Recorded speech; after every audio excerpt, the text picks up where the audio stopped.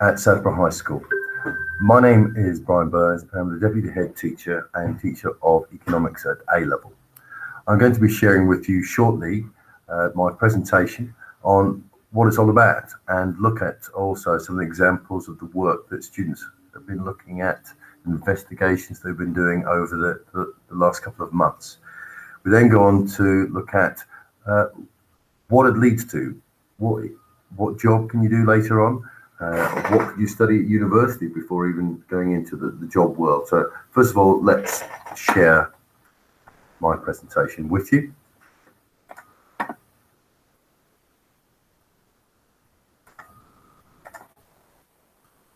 Hopefully in a second, what we have up is the presentation.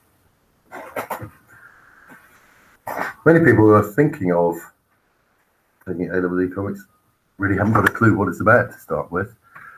Well, let's see if we can look into that a little bit in a little bit more detail.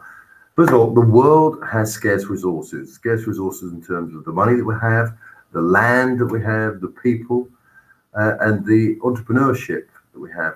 So we're always trying to use those resources, which are scarce, in the most effective way.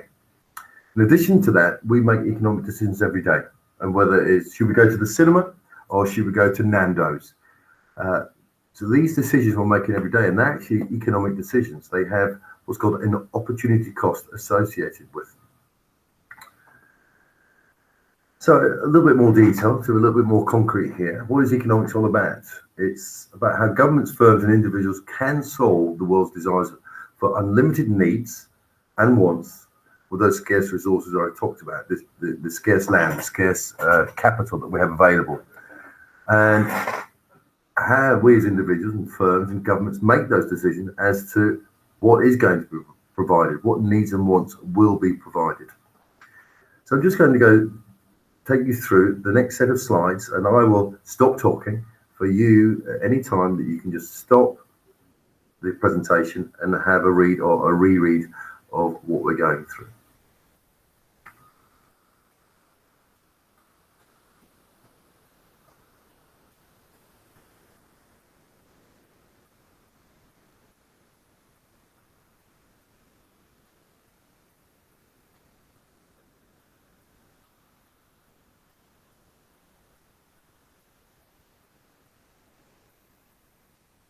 This is one of the examples of an investigation we're looking at only a couple of weeks ago with my Year 13 students, and looking at what has been the impact on the UK in particular, but also global economies of the coronavirus pandemic.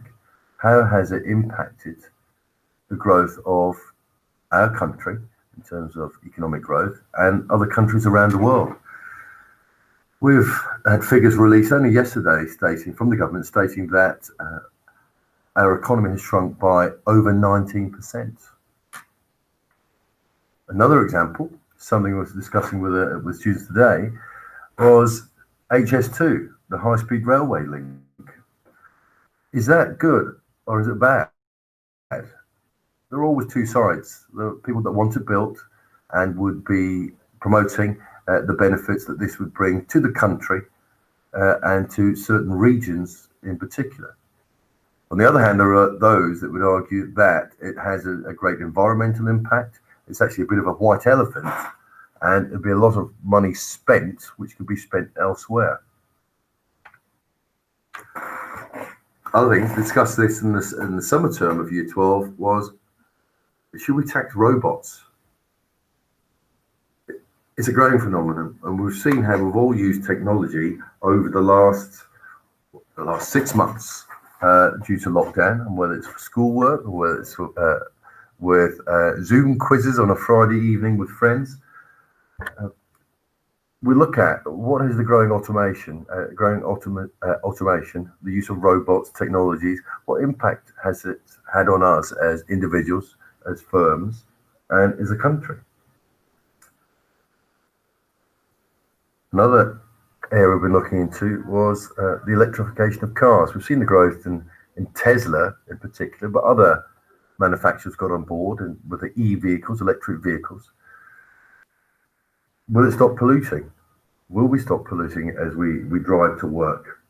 Will they ever catch on, electric vehicles? So we're looking at the cost benefits of us changing our habits and moving to electric vehicles. Gambling. It can be the cause of stress, mental illness. It can be the cause of marriage breakup, family breakdowns. And there are many people that are addicted. And access to gambling, whether online or in betting shops, is more prevalent than it ever has been. The question is, should the government intervene? Should the government introduce stricter rules, stricter guidelines on all of this? Or is that the government being a nanny state? One that may well be in your mind in the next couple of years.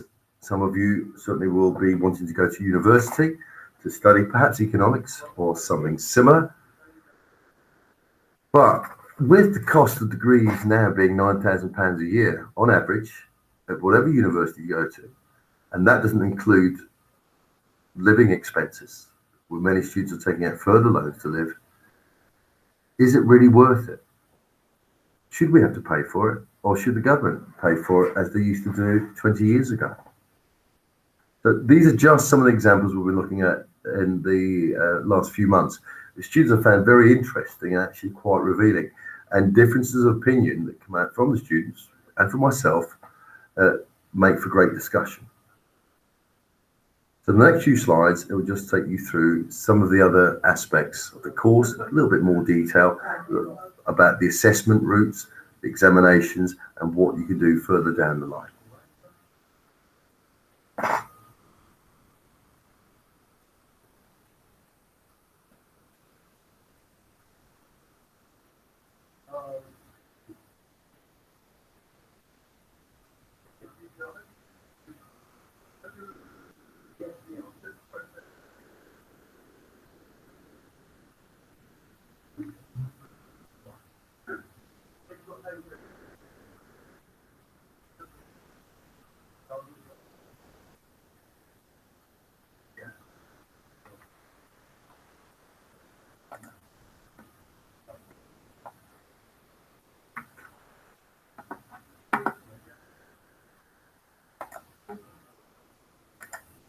I hope that's given you a bit of the flavour of what economics is about.